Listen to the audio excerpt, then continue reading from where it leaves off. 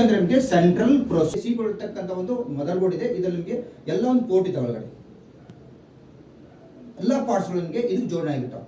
Keyboard ಆಗಿರ್ಬೋದು, mouse ಆಗಿರ್ಬೋದು, monitor ಆಗಿರ್ಬೋದು, ಪ್ರಿಂಟರ್ ಆಗಿರ್ಬೋದು, ಎಲ್ಲ ನಿಮಗೆ ಇದಕ್ಕೆ ಜೋಡಣೆ ಇರ್ತಾಗಿದೆ. ಇದಕ್ಕೆ ಇದು ನಿಮಗೆ USB ಅಂತ ಇರುತ್ತೆ, ನಿಮಗೆ ಯೂನಿವರ್ಸಲ್ ಸೀರಿಯಲ್ ಬಸ್.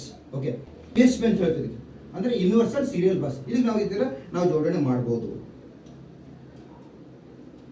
ಈ ತರ ನಾವು ಜೋಡಣೆ ಮಾಡ್ಬೋದು. ಓಕೆ, ಇನ್ನೊಂದು ನಿಮಗೆ ವಿಜೆ ಅಂತಾರೆ, ವಿಜೆ ಕೇಬಲ್. ಓಕೆ, ಇದು ಪೋರ್ಟ್ ಇದೆ. ವಿಜೆ ಅಂದ್ರೆ ಏನು?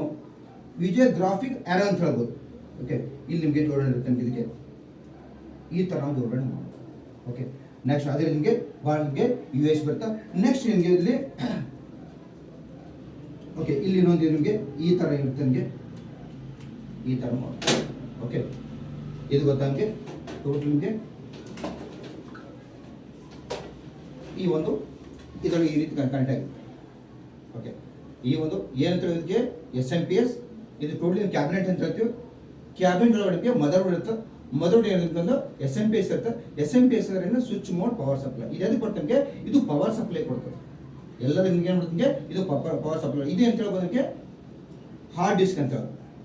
ಓಕೆ, ನೆಕ್ಸ್ಟ್ ನಿಮ್ಗೆ ಅಂತ ಹೇಳ್ಬೋದು ಇದಕ್ಕೊಂದು ರ್ಯಾಮ್ ಅಂತ ಬರ್ತದೆ, ಒಳಗಡೆ ಒಂದು ರ್ಯಾಮ್ ಇದೆ. ಓಕೆ, ಒಂದು ರ್ಯಾಮ್ ಅಂತ ಬರ್ತದೆ ನಿಮಗೆ. ನೆಕ್ಸ್ಟ್ ನಿಮಗೆ ಇಲ್ಲಿ ಒಂದು ಫ್ಯಾನ್ ಇರುತ್ತೆ ನಿಮಗೆ, ಅಂದರೆ ಒಳಗಡೆ ಒಂದು ಪ್ರೊಸೆಸರ್ ಇರುತ್ತೆ. ಪ್ರೊಸೆಸರ್ ನಿಮಗೆ ಜೋಡಣೆ ಆಗಿರುತ್ತೆ ನಿಮಗೆ. ಎಷ್ಟು ಯೂನಿಟ್ ಅಂತ ನಿಮಗೆ